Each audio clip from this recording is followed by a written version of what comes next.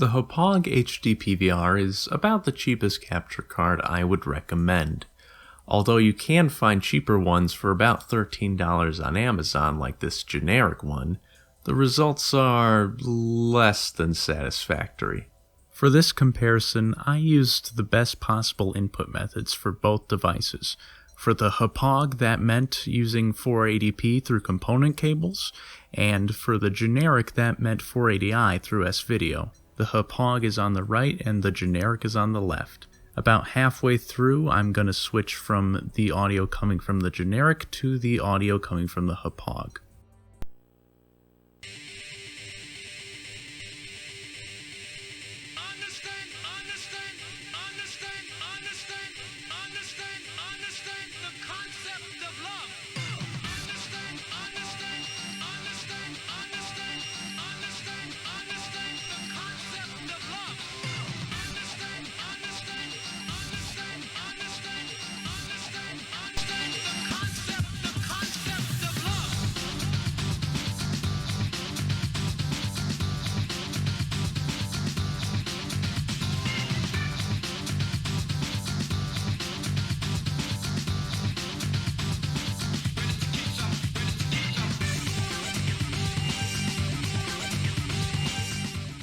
It supports composite video, S-Video, and component, as well as optical audio.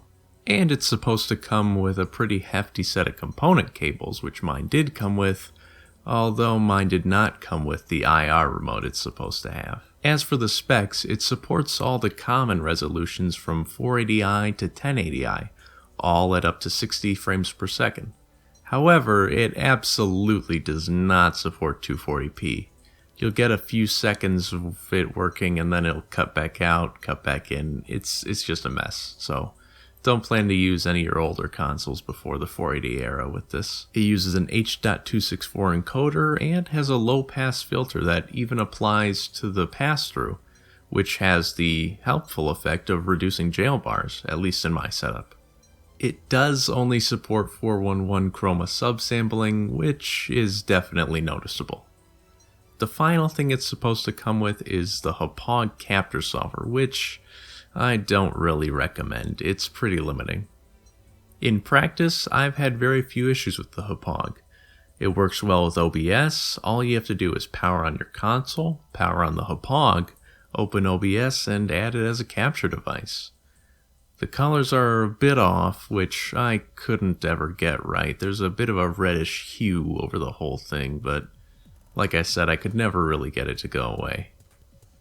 But if it doesn't support higher resolutions or high frame rates, and doesn't have an HDMI, then who do I recommend this for?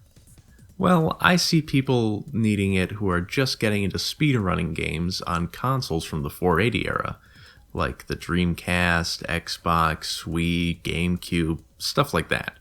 Since things like the original Xbox backwards compatibility on the 360 and Xbox One, while looking nice, are known to have slower load times than the original Xbox. Both that and its moderate price, as well as being relatively easy to find on sites like eBay, make it a good starter capture card for someone that doesn't want to break the bank but still needs a way to get into streaming or recording while looking at least passable.